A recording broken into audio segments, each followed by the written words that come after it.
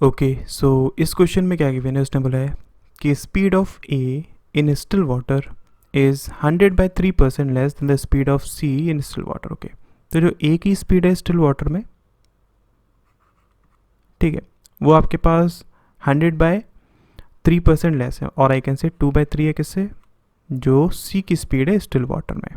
ठीक है, speed of B in still water is 10 kilometres per hour more than the speed of water flowing through the stream. मतलब क्या, जो आपके पास बी की स्पीड है माइनस जो आपके पास स्ट्रीम की स्पीड है, वो कितनी दी हुई है, 10 किलोमीटर पर आवर के बराबर दी हुई है। इसका मतलब ये आपके पास क्या हो गया, ये आपके पास स्पीड हो गई किसकी, बी की अप स्ट्रीम में, बोट की स्पीड स्टिल वाटर में माइनस स्ट्रीम की स्पीड।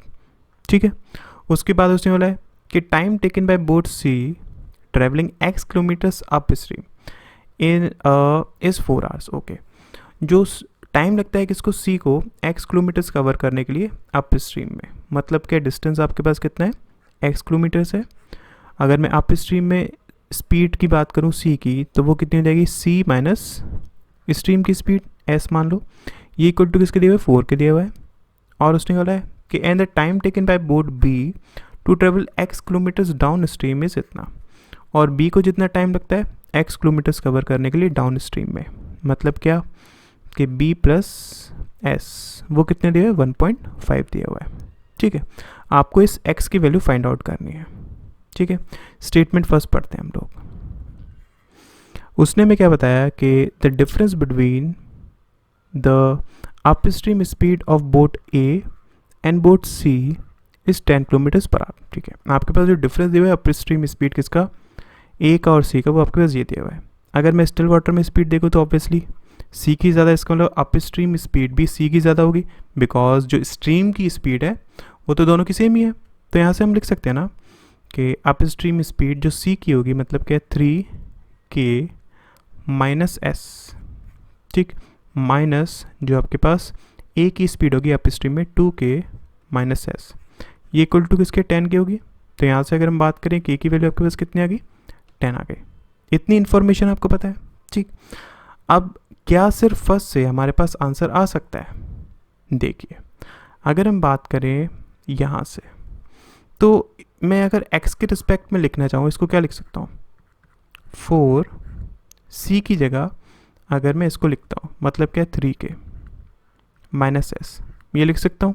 ठीक है, सिमिलरली अगर मैं इसको x के रिस्पेक्ट में लिखना चाहूँ तो 1.5 इंटू बी आपके पास है प्लस एस। ठीक है, ये लिख सकता हूँ। अब एक चीज़ को समझो, बी हम जानते हैं ना हमारे पास कितना दिया है, इसके अकॉर्डिंग 10 प्लस स्ट्रीम की स्पीड के बराबर है।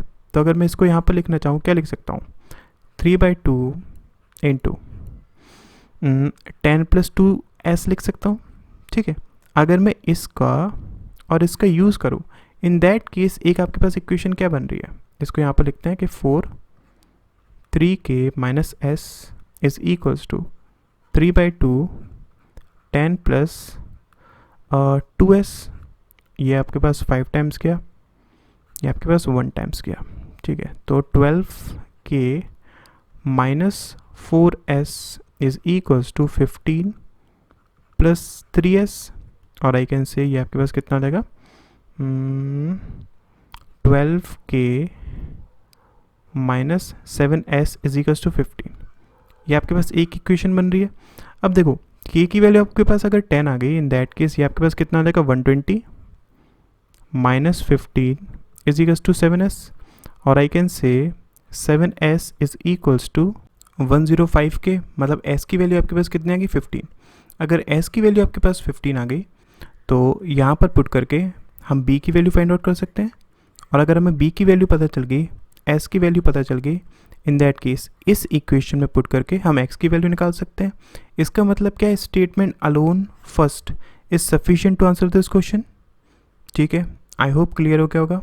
इसी तरीके से अगर मैं सेकंड की बात करता हूँ, तो सेकंड को भी देख लीजिए। सेकंड के केस में उसने बोला क्या कि आपके पास जो रेशियो है speed of boat A in down stream and boat be in up stream, वो आपके पास ये दिया हुआ है। ठीक है, मतलब क्या, आपके पास जो स्पीड है ए की डाउन स्ट्रीम में, अब देखो बोट की स्पीड 2k और डाउन स्ट्रीम में इसलिए प्लस एस अपॉन बी की अगर हम बात करें तो ये आपके पास अप स्ट्रीम में बात कर रहे हैं, तो अप स्ट्रीम में तो ऑब्वियसली आपके पास 10 दिया ही हुआ है, ये बराबर किसके 7/2k।